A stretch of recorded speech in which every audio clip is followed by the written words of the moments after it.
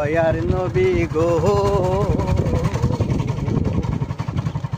নবীজি ছিলেন আমার ইশকের দিওয়ানা।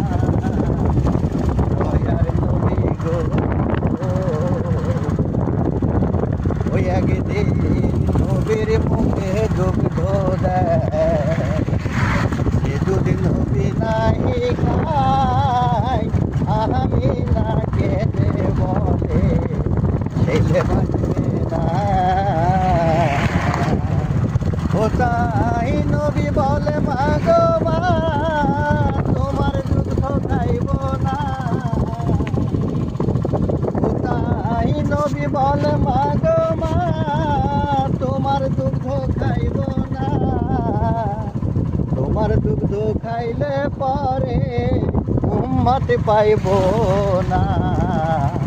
দয়ার নবী গো।